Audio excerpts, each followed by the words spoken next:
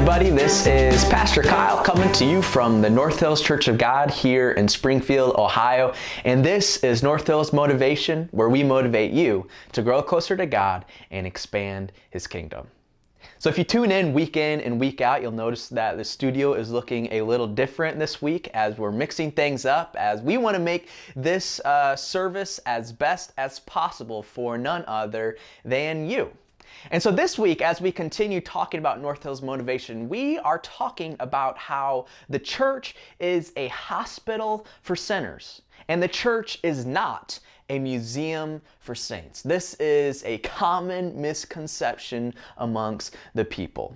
And we get this idea that the church is a hospital for sinners from none other than Jesus himself. In the Gospel of Luke, in Luke chapter 5, Jesus receives a number of complaints from a group of Jews called the Pharisees. Now, we have to understand that the Pharisees caused Jesus a lot of troubles in his ministry.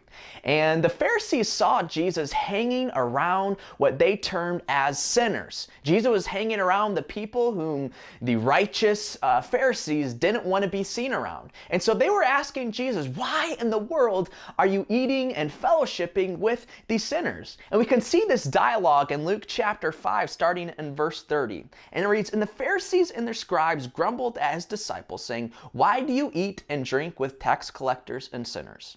And Jesus answered them." So this is Jesus' response to the Pharisees wondering why he's spending time with the sinners. So Jesus says, "Those who are well have no need of a physician, but those who are sick.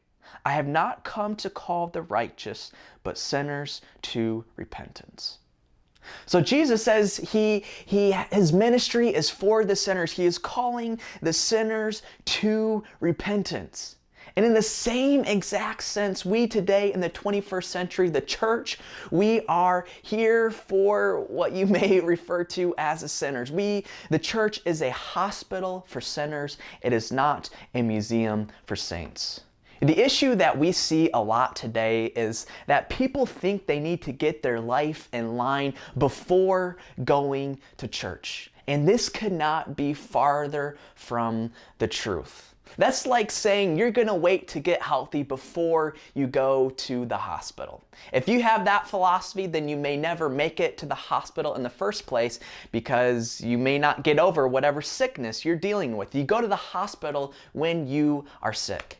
And in the same sense, we go to church when we are spiritually, emotionally, mentally sick, when we are not at our best. And we as a church, we want to help you.